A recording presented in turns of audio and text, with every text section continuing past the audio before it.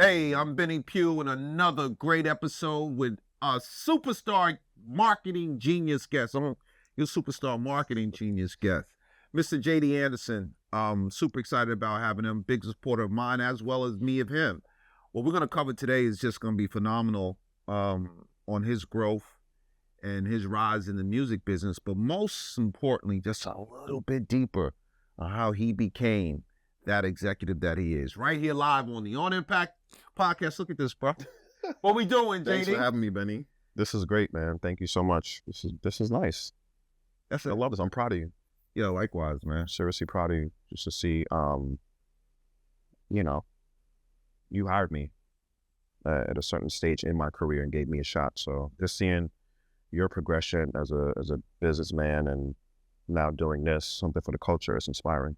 Let's talk about growth, though. Like you just said that. Yeah. I think growth and contribution, especially in our business, is really important. Mm-hmm. How did it start for you? I had a website. I graduated from college from Rutgers in New Brunswick, and I had a website. Rewind. I graduated from college, and I got a job at a small agency in Manhattan on 34th and 8th, right by Madison Square Garden. And I was doing pop-up ads. So those annoying ads you would see for lens crafters and sleepy mattresses. This fresh out of college. This is 2006. I graduated Rutgers 05. So the pop-up game, pop-up game, that's early day one pop-ups. Advertising. Couldn't control it. You turn your PC on, pop-up. So people used to buy programs to stop the pop-ups. But it was a big part of the PC world at that time. Digital advertising at that time. So as a digital advertiser, how did that happen? So obviously you had interest in the whole landscape of pre-social media, right? But you was one of those kids, I would imagine, that went to college thinking about the next step is going to be, did you want to be a programmer? Right. Like how did you wind up I actually wanted to be an artist. So I used to, like a rapper? Believe it or not, I used to rap. I had a rap. Yo, B, hold on. Now, I know don't know which exclusive. camera. I don't know which camera this is, but we getting it out from all of y'all right now. So you was a rap. Yo, go ahead, man. That's an exclusive right here. Breaking news. That's what they say. You a demo, Benny. Breaking news. I have to crack into my vault. Get out of here. So I was looking at different avenues, and I used to burn my own CDs in college in a program called Napster, which was huge. They plagiarized music. Napster is actually what gave birth to Steve Jobs coming up with the $1.29 song and the iPod and iTunes to kind of bring the money back from having it, having the songs be downloadable for free. So in doing that and trying to be an artist, I was looking for different avenues and outlets back then to try to get the music out. So Napster was one of them. Now it all makes sense. So you really started as a creative. Mm-hmm. So you looked at marketing, and we'll talk about the marketing aspect. Yeah. So now you looked at artists from the lens of yourself. Correct. And how to push them forward into the marketplace. Correct. Didn't know that, but it makes sense now. Mm-hmm. So I got this job, digital advertising, entry-level job. I had my college degree and my diploma, did a little resume. So I did that for a while. I wasn't really great at it at the time because I was working for, like I said, lens crafters and sleepies, mattresses. So a year later, they laid me off, and I moved back home. And I would send my friends pictures of different artists. So I would know where to go find a picture. This was like, TMZ was around, Daily Mail, but I would send my friends pictures. And one of my friends said to me, JD, why don't you just house this stuff on a website? Because you're clogging up our email boxes with the megabytes of the files. And so there was a company called Blogspot. This is when blogging started now. So everyone had a website. The website was like a cool thing to have, just like Instagram. So everyone had a blog. So you could sign up to this company called Blogspot. They would give you a template, and you can upload whatever you want. And now you're just sending a link. I'm not sending attachments of, well, look at this cool picture of Jay-Z or whatever. So I did that, and I was home collecting unemployment. And I had a friend that worked at Def Jam, and he said, JD. So I would send it to my friends. And he's like, people would really like your blog. I would talk like JD talks, say unorthodox things about celebrities and stuff like that. And I had a meeting with a guy named John Bartleson. At Def Jam was the head of digital, what they call it, new media at the time. And I got a job at Def Jam. Just I'm sitting home blogging. I ended up doing news stories for Rockefeller.com and DefJam.com. So this is in 2007. So that's when I really got my footing and my bearing on what was happening on the corporate side with superstar talent. I met you there. And then still staying close to what's happening culturally. So I know Blogspot was hot. I knew Tumblr was hot. MySpace was still in there. MySpace and Black Planet, wow. They were still in there, but it was moving more to like doing your own thing. Whereas, MySpace, you had an account. Black Planet, you had an account. So Tumblr was starting to get hot. The beginning of Twitter. But it went into, having an account, Benny Pough account. Not just MySpace, you could be BXPOUG on MySpace. But it was like, this is my intellectual property. So I was able to learn with superstar talent. And I used to write, the story I always tell when I speak at schools and stuff is... Who was the first star that you actually took their project? Beanie Sigel. Beanie Sigel. Mm-hmm. Okay. And I remember... so that was Rockefeller. Well, Def Jam hired me, but Rockefeller was under. Right. So my job was to write news stories for Def Jam Rockefeller. This is when songs came out on a Tuesday. Now they come out on Fridays. All that's orchestrated. Anyway, you know about that. Yeah. And I used to have to Jay-Z was president at the time, and I used to actually have to email Jay-Z. He was very involved. And I thought it was like he's like just a figurehead and it was like a vanity label, but he was in the office, and I used to have to email him. And I remember I said, Beanie Siegel's new song, Broad Street Bully, comes out this Tuesday featuring R. Kelly, available now, something to that effect. I didn't hear back from him. I asked people a lot, and like, if he doesn't respond, it's not hot. So then I came back. The Barbadian Prince, the Broad Street Bully, Beanie Sigel comes back with the pipe of R&B, R. Kelly. You had to put some grit on it. Smash. And I remember Jay-Z wrote back, go, with an exclamation. I was like, yes. So just, it taught me how to write better. They wanted me to bring Language. what I did on my own, because I got to Def Jam now, so I'm like, I gotta write things, I gotta be corporate JD. And it was like, no, we liked your website. That's why we hired you. So what's really interesting, you make it's a very valuable point, because we, especially as Black people, we speak multiple different languages, right? We speak street, we speak business, we speak hood, we speak corporate. And I think what you said that's really important, know why you were hired, right? Don't become something different than what you interviewed for. Right now, obviously, you have to develop and grow, but realize the core essence of who you are is what people want. Right. And that's what I would imagine that lesson that you learned with Jay-Z responding was, okay, if I'm going to grow in this, then I need to be core to me. And that says a lot. It says a lot as you're entering into a business and growing in a business. People, especially in a corporate label or an independent label, want to know what they're getting. Like, just don't give me the polished look and now you're a dud. Like, because interviewing is half the job. I used to tell people all the time, like, I was the worst interviewer. I give everybody, if it sounds good, you felt good. Like, I'm the guy, with that corny, get my shoe in the door, somebody do all the extra. But that just starts, I gave you the job. But now that's not keeping the job. Correct. Getting the job is not keeping the job. So if you selling something, you better be able to deliver what you said, because, it's a consistent cycle. It's a consistent belt. Where do you want to go with it? So I think it's a great example on how you married, who you were, where you started, to now where you're at, to where you obviously have developed and grown to. Right. I mean, that sounds good, Benny. Man, listen, this is real, B. And I'm gonna trademark it, because I know you're gonna I know how y'all do. Listen, right? Y'all get hot. I have a friend, not to derail, but I have a friend who has a side business, and what he does all day is he surfs the net and listens to programs on TV, and he buys URLs.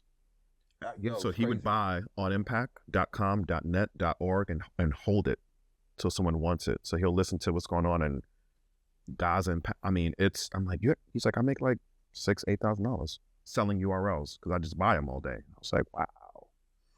So when you said the trademark thing, make America great. Yo, MAGA, B, all of that crazy stuff people don't even think about. Go buy that. Yo, people buy it. Yo, B, all of that stuff. It's things like that is being ahead of the curve. And to your point, right? Because marketing is life, right? Everyone thinks they can't.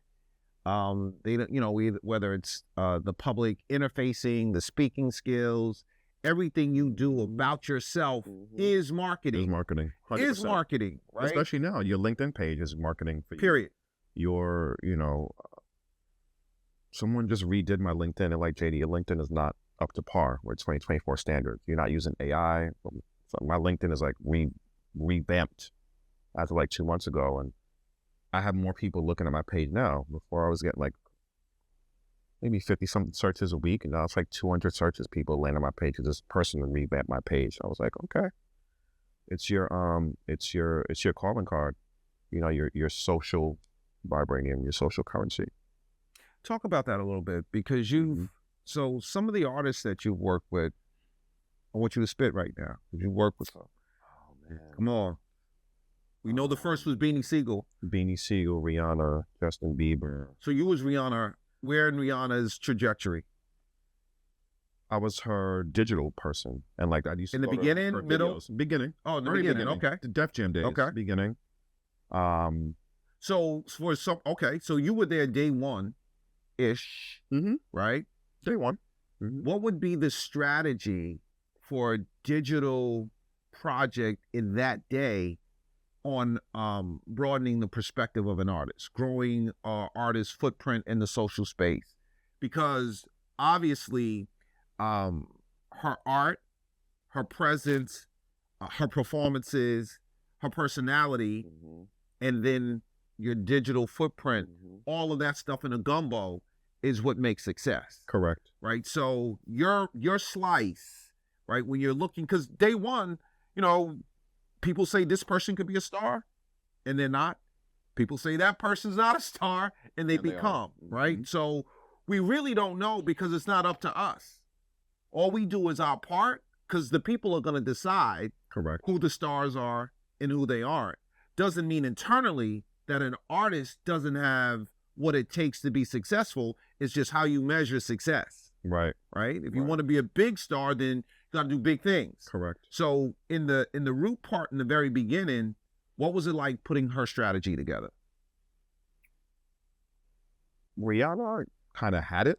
She came, she had a production company. I forgot the name of it. So they were doing a lot of work behind the scenes, but back then it was about having the most incredible website. You had to compete on the .com level. Your website had to be incredible. And we would fight as Def Jam to get ownership of the artist's website so we could do it. But sometimes they would have their own websites, making sure the website was right. And at that time it was having access. It wasn't hard to throw a camera in someone's face back then. Or, it was like, why am I doing this? What's the purpose? What's the reason for this? It's making sure when you went to 106 in Park and TRL, someone had pictures of you walking outside or in the dressing room. It was important to, create some sort of content that could go along with the music that didn't involve the artist. For example, for when I worked with Future, just fast forward a little bit, Future and Kanye had a song called Trophy. And I made a video game, a digital video game that depicted Future and Kanye, and it depicted the music video of them on the beach. I remember that. And, women walking by and making them trophies. We kind of got a little bit of backlash about how it was to women, but it was great. It got written up. It was something for PR to run with. Future launches a game, Kanye West. So things like that. But this is like the beginning of Twitter now. So making sure that, verification and what can Twitter do for us and what should she be tweeting.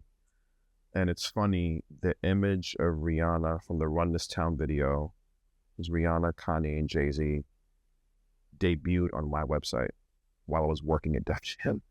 Serious? A conflict of it. It was a whole thing. I got in so much trouble. But my silent partner, who took pictures of Rihanna on the set, gave it to me because my website was still hot. Even though I got hired from my website, I still maintained it, and it was on fire. So it was given to me to premiere it.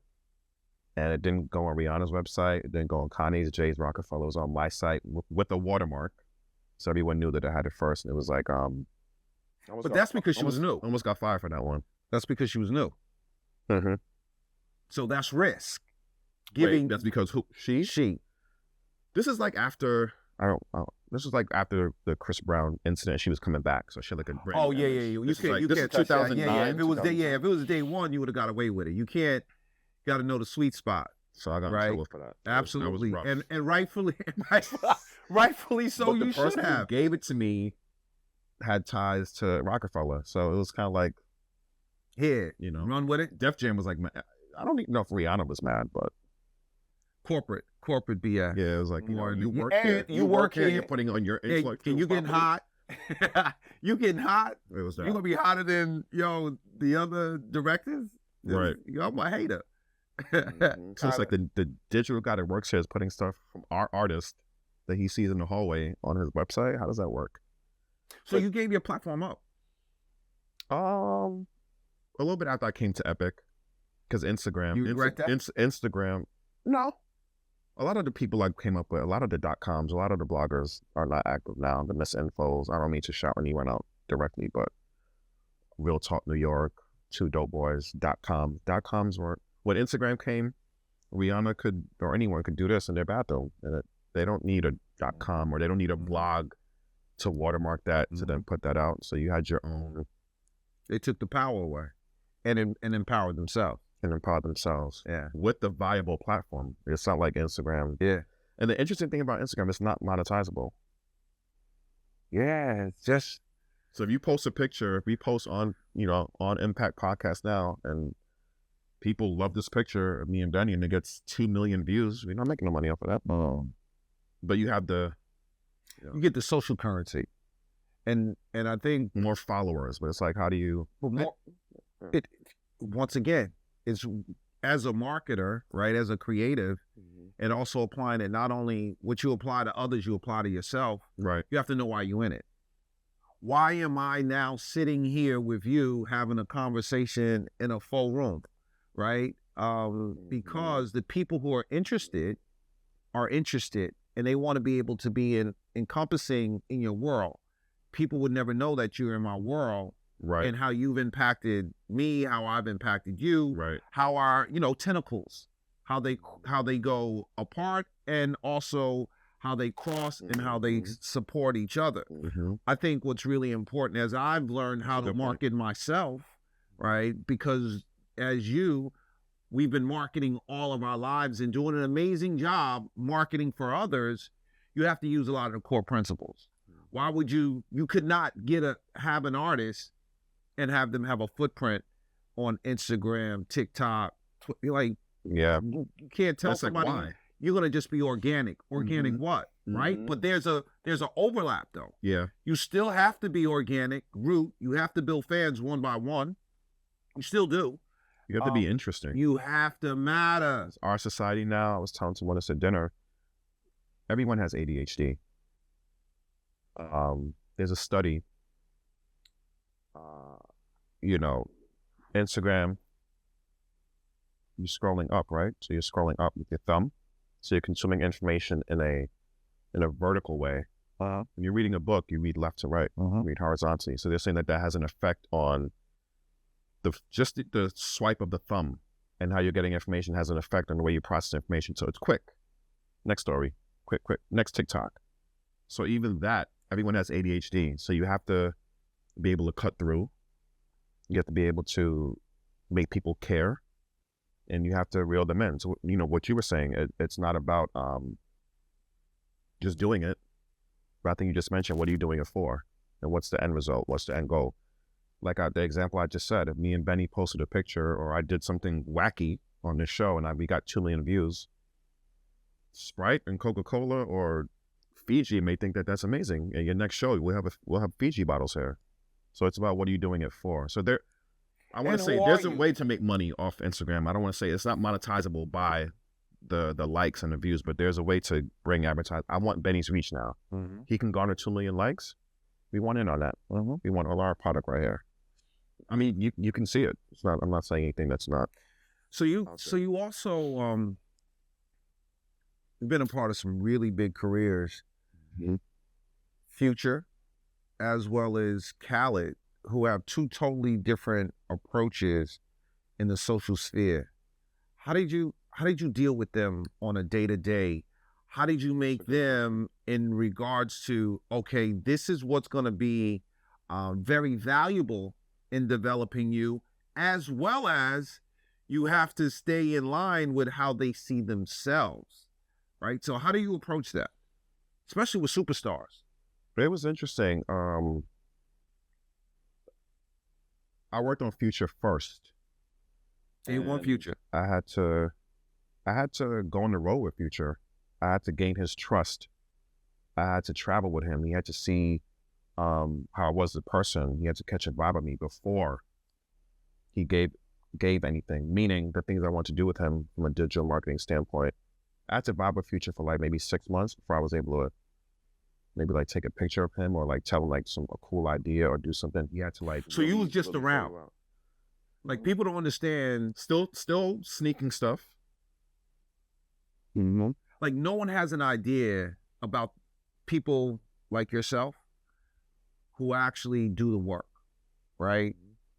Because part of what the executive does is to stay absent in the really good ones. You don't know what they do. They're behind the scenes because that's the role that they need to do. But the story that you're intimating about what it even took for you to do the job, like, right? Because you can spend 6 months, but you can trash it all in 6 seconds. You may have to edit this out, but I remember I went to studio to meet Future, and I was past marijuana, and I said, no, and I smoked weed at the time. I said, no. And that was the best thing I could have done, because what was told me by his manager at the time was he was testing you to see if you smoked. I don't want my digital guy being high. So the fact that I didn't smoke when he offered it to me was something that helped me. It was a part of the process of me getting close to him. So hold on, you can't even let that go. A lot of artists try you and test you. See, what's really key though,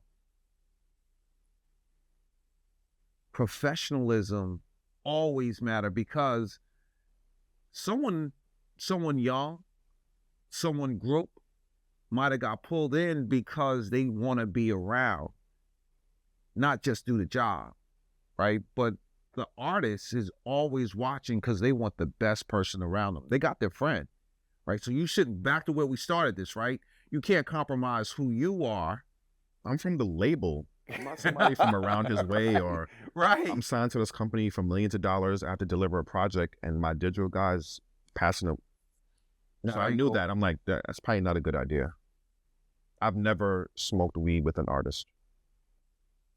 Ever. I don't think so. Maybe 1 or 2 times where we weren't working. Maybe. Well. But no, because how can what I'm doing be compensated if I'm, in a different state of mind trying to help somebody like that? So that's something I always remember. I'm like, that could have went really bad because I was wild back then, Benny. I had locks. I was fresh out of working at Def Jam and all these people. And, right.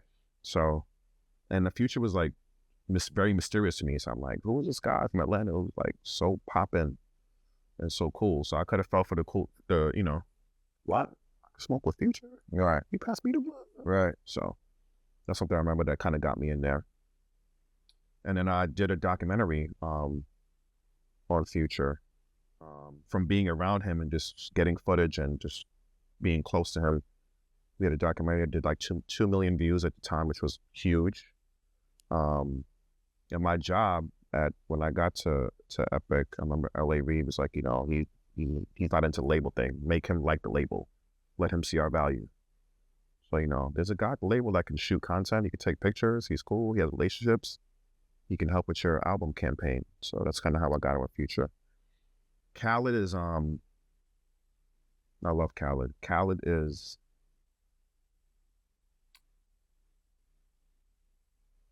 that, he is who he is. He wants to win. So if I say Khaled, I'm telling you, man, if you take the laces out of your sneakers right now and we post it, some sneakerless laces, I'm like, JD, for real, you do it. You know, as an example. Right. I'm being funny. But Of course. I had access to Khaled. I didn't have to. He knew me from Def Jam because Khaled was actually a VP of A&R at Def Jam before I even came to Epic. So he knew of me. And Khaled's like, you gotta come to my home. We the best. Khaled invited you in. Come to my home, listen to the album. My chef's gonna cook for you. Just jump on the plane, JD. He's very like inviting. And I think one of the things about Khaled, he knows everyone's a job at the label. He knows what everybody does. And he's very kind and very warm to you. So you go to extra distance for him because he treats you so well. And Khaled also, I mean, Khaled is is genius. He's a marketing genius. He makes your job bar none, Yeah. one of the greatest ever to do it, because he understands people. He understands 100%. how to disarm people. He understands how to give to people. He knows how to keep people at distance, and he does it all with an art.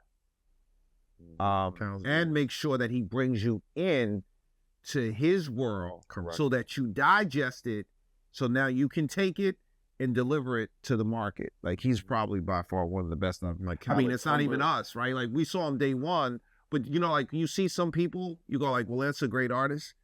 With Khaled, you always knew he was a great marketer. Like, just think about it. So you can just amplify. You can just put it all on steroids. Yeah. Khaled was great to work with for sure. One of the best. Mm-hmm.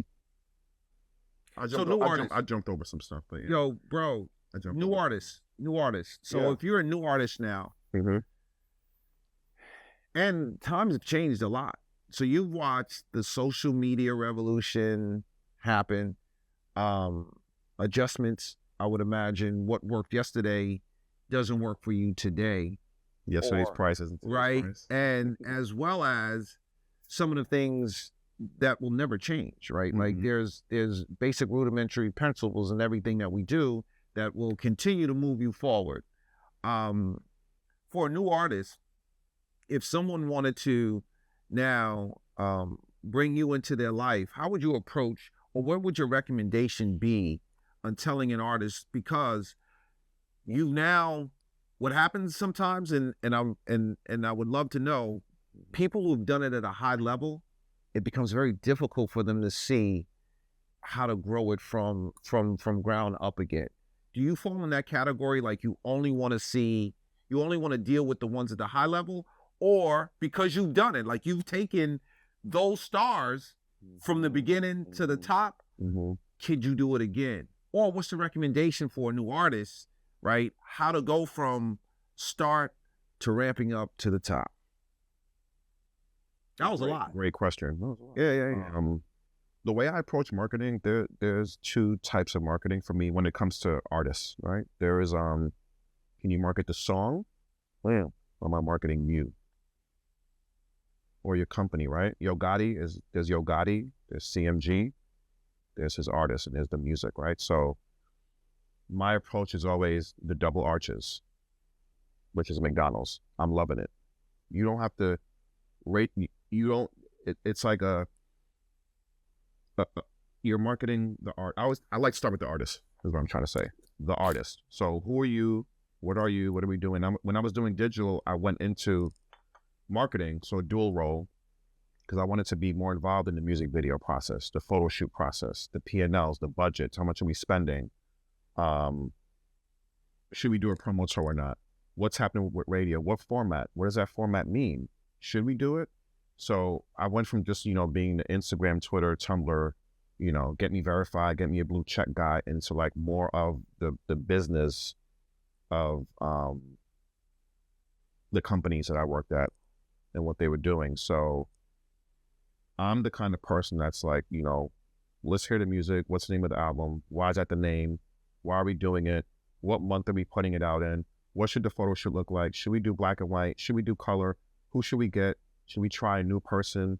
Should we go with this person that costs a lot of money because we know that name's going to attach well? Should we do the BET Awards?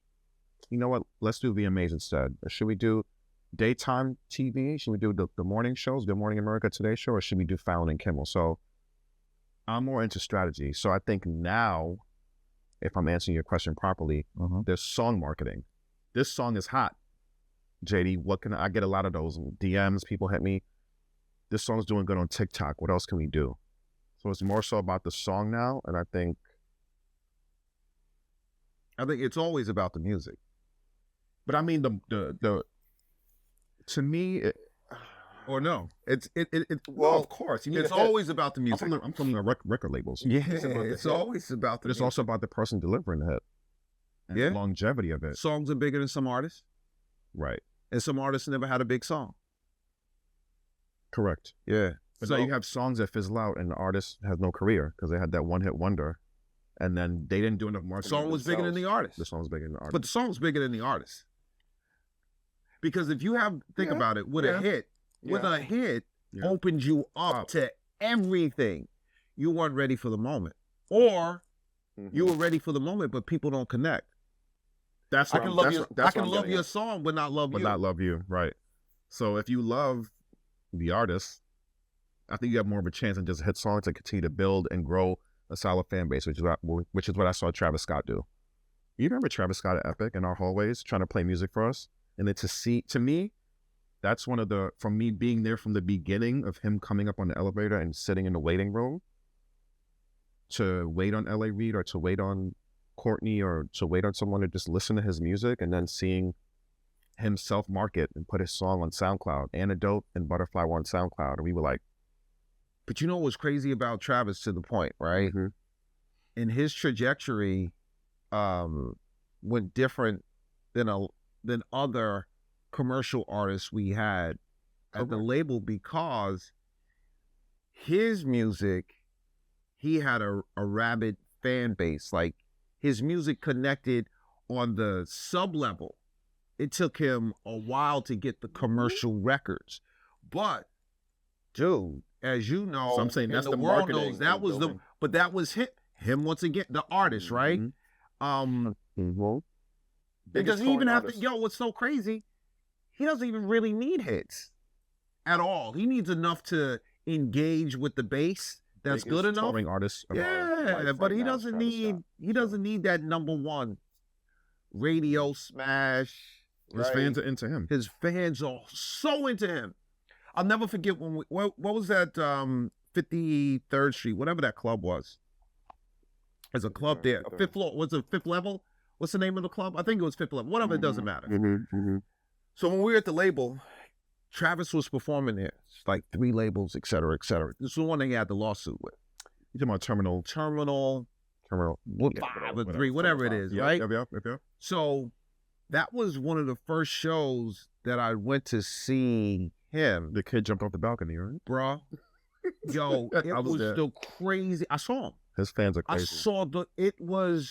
I was like, yo, this guy has something that I hadn't seen in a long, that's Michael Jackson-esque. Cult, but yo, bro. And then what did he do? You remember what he did? Yo, took the ring off his finger, right? But what was crazy was, yo, dude was doing, like, there was a scene in Conan. Anybody who's old enough ever watched Conan the Barbarian when James Earl Jones was like right there, flesh is harder than steel.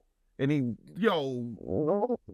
sweetheart, come. And she jumped and killed herself. Dude was like on some, risk it all. Risk it all. Jumping off 3 stories straight to the ground. Because they love the music.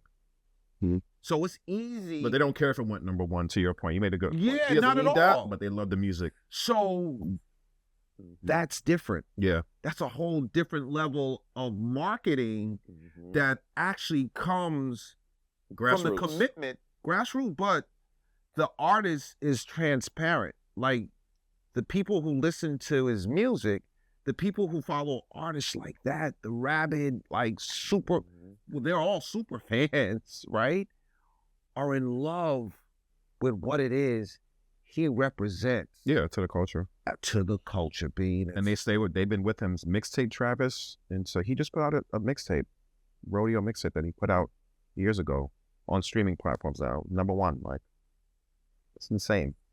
One of the greatest artists ever. Yeah, Travis Scott's incredible. I don't know if I answered your question properly, but I like the marketing where, you know, you're marketing songs. I think the labels, you know, the label's commitment to TikTok, right? Because TikTok is where you're finding stars now. It's the litmus test of sorts of if a song's gonna go or how viral it is or how viable it is. So I think that fizzles really quickly though. So if you're building a career artist, the career artist is gonna make you money for a long time. Mm-hmm. So it's like the quick money now, so I like to be in it for the long haul. I think people get the best out of me. I grow with whoever I'm working with. I get more creative by seeing their creative process rather than saying, JD, you know, you want to have, you know, X amount of views on this video in 5 days. I could do it. I can make it happen. And that is marketing, right? I'm getting the video views. The more views, we can go get other opportunities by saying this view, you know, we can go to brands now. We can approach YouTube. We can say different things based on the numbers. So it matters. But just my career and my growth has always been, you know, to be in there from the beginning and like craft it. What's the most effective way on launching campaigns? Should you go after multiple platforms or should you just hone in on just a few as a new artist? As a new artist, multiple platforms, you have to cast a wide net. You don't know where your sweet spot's going to be.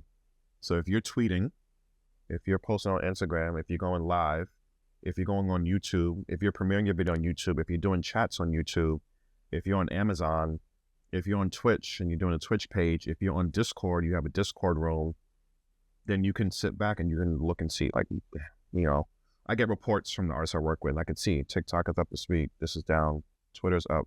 Instagram's down. Discord is down. This is up. So you can see kind of what platform your marketing is having the most success on, I believe. So I wouldn't tell a new artist to not, you know, just go on Twitter. No. An established artist, I would say, you know, I don't think we got to do a TikTok campaign. We'll deliver it to TikTok, but should you be on there cooking, making popcorn with your music playing? Probably not. We don't need that. Someone approached me about doing a political campaign about Kamala Harris 2 weeks ago, and they were talking about TikTok. So on the call, I said, you know, the conversation around politics is on Twitter, right? They're like, Shady, what do you mean? So I said, you know, on Twitter, the conversation, because on Twitter, it's words. Mm-hmm. It's not your Instagram profile with your picture. It's not on LinkedIn. So you're allowed to be more free and creative with talking about politics. You have some, what's what I'm trying to find.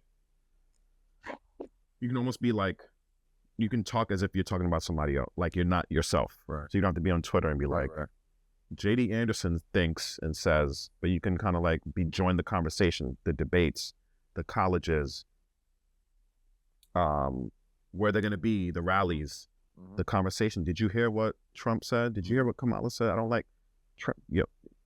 The conversation, I'm like, you guys should fully focus on doing a spend on Twitter. And they were like, JD, we get it. Makes a lot of sense. TikTok's like the hot thing. Right. So I'm like, what? We can do TikTok? Sure. Though you look goofy probably. Yo, because I had button downs. You got to remember, back then I was, bro, I never had sneakers. So it was to the point about the uniform, but I established who I am. So I had hard bottoms, right? Designer, Italian shoes, and button downs. Late 90s, early 2000s, before they were rapped about, because that was just my thing. So people would identify my look as my look because that's who I am. Even to this day, look, you know. But with your look, with your look, you delivered results. There you go. So the look didn't matter, right? Because now it's like, that's who he is. Right. Because I couldn't do it, man. Like, I still don't even know how to match sneakers and clothes. Like, it's just not my thing.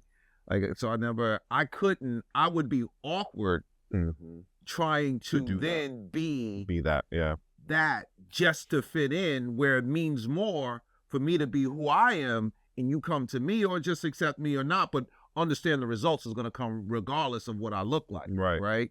But it works both ways.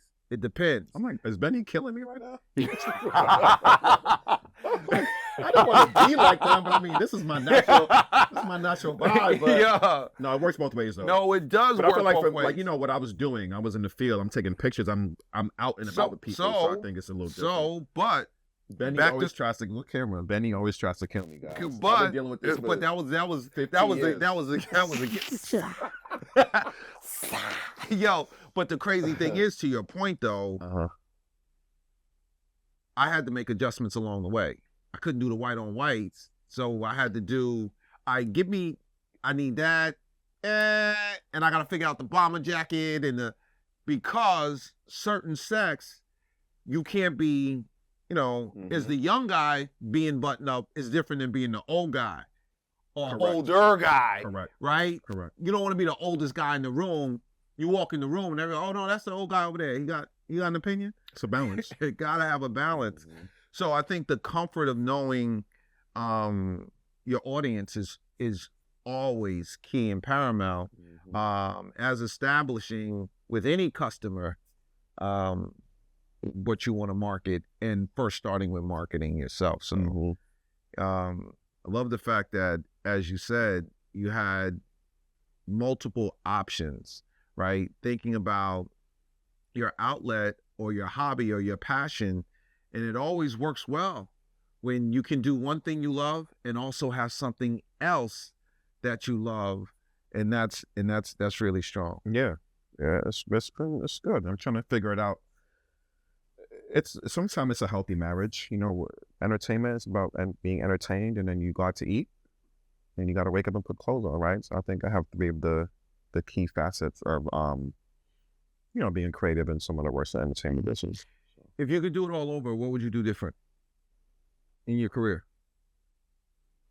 Another career or in my career? In your career, right? If you could do your career all over again, what would you do different? Wow.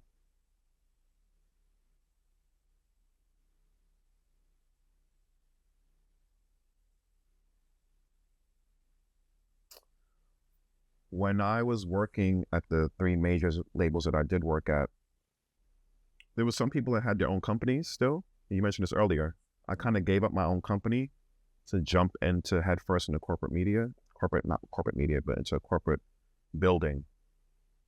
And if I could do it all over again, I would have still kept that going and maintained that, my own business on the side. I think that's what I would have Ownership. done differently. You would have kept ownership. Because ultimately what it sounds like, you had a buzzing business that never got its opportunity, but got me in the door. Got you in the door, left that and kept moving, then committed to corporate. Now you got to go back to starting what what got you in the door, and also was obviously your superpower. I was just telling you before we started taping, I'm like, I got my new LLC. I'm like, Benny, there's so much paperwork and stuff I got to do. So. But it feels good to not have a boss. It feels good to not have a boss. It feels good to control my Zooms. It feels good to go work out in the morning. It feels good to be able to juice.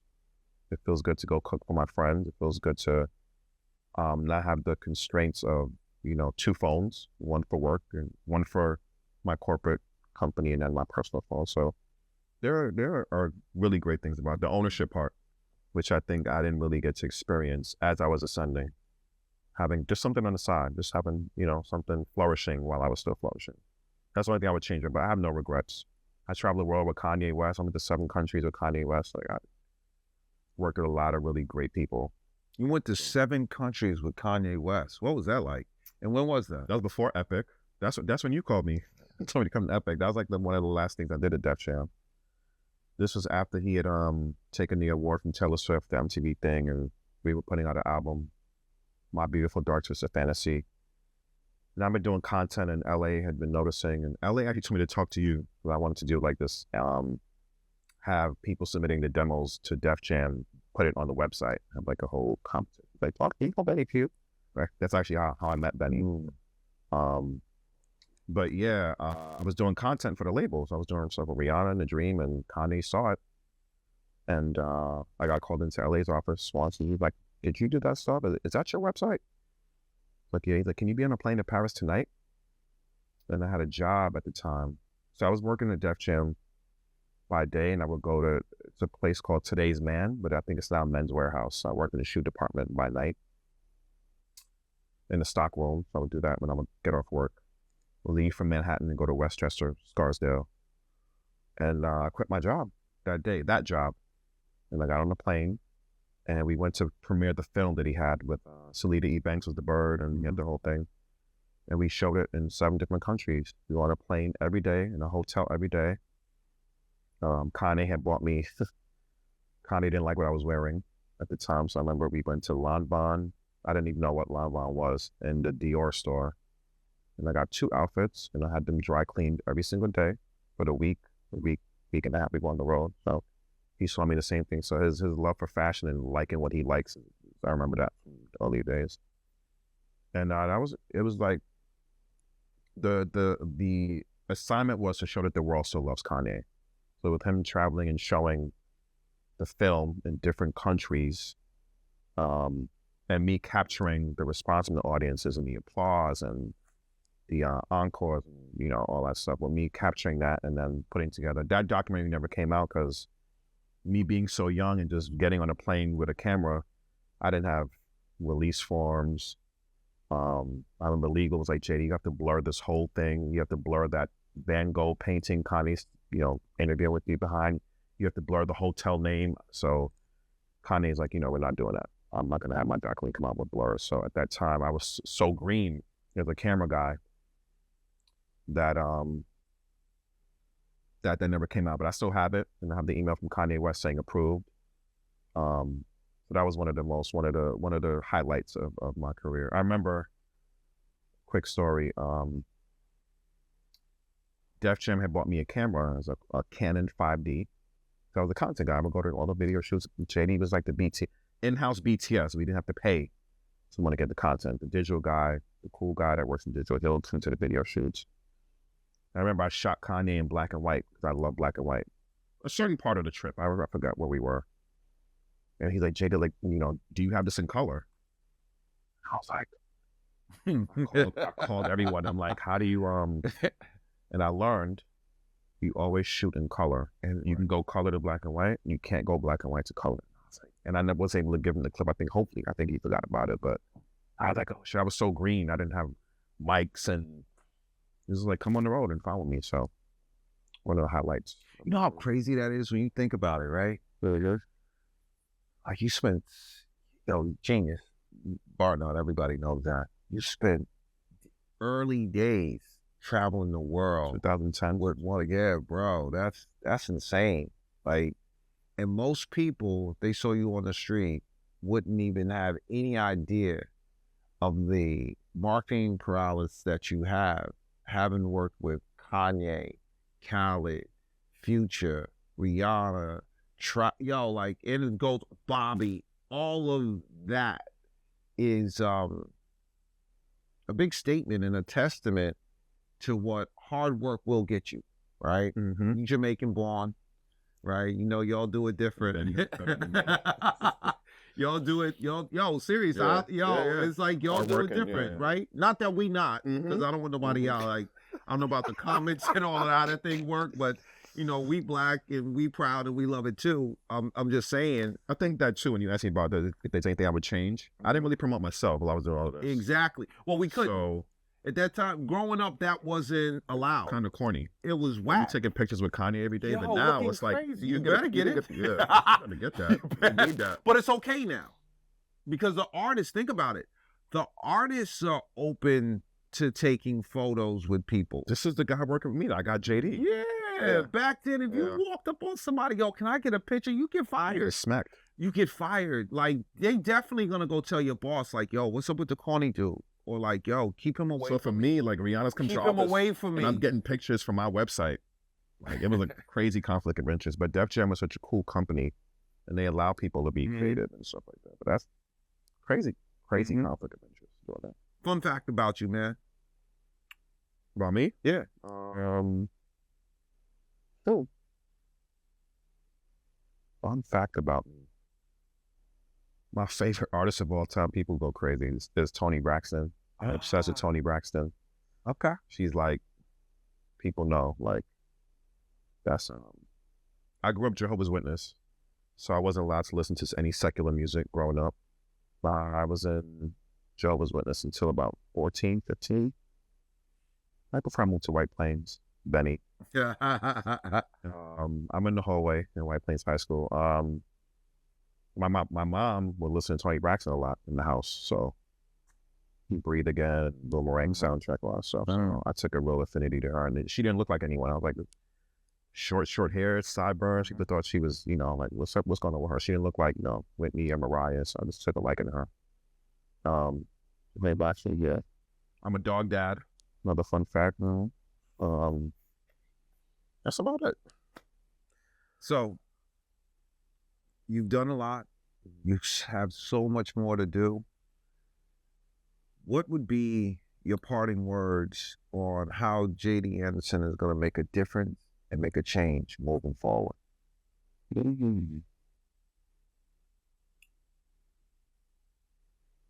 I think I want to give back now. I'm in the era of giving back, and I don't think that I have had the opportunity to or the chance to, even in terms of letting people know who I've worked with. So my friend is a professor at FIT, so I've been there 3 times now to talk to the kids, and he's like, whenever you come in, he's like, the class went over for like 2 hours because they wanted to ask me questions, and they were so fascinated by the stuff I'm telling you now. So giving back, being a little bit more vocal about what I do in this society, this ever-changing society. And I'm studying AI right now. So how AI is going to affect the world moving forward, what jobs are going to get,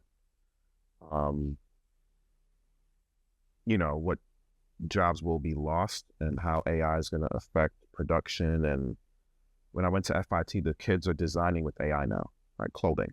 So it's like, it's getting serious. So just being more ahead of the curve, like getting out of my own head and just like paying more attention to me. And you had a conversation about politics in the world and superpowers and what's happening. So just being more aware.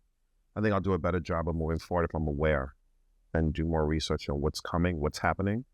Because in entertainment, you can get lost.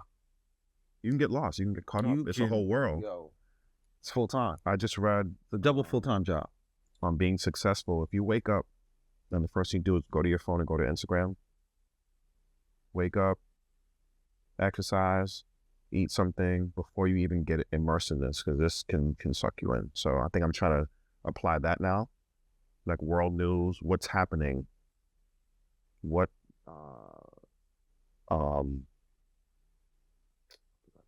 anyway, what is it, a tariff?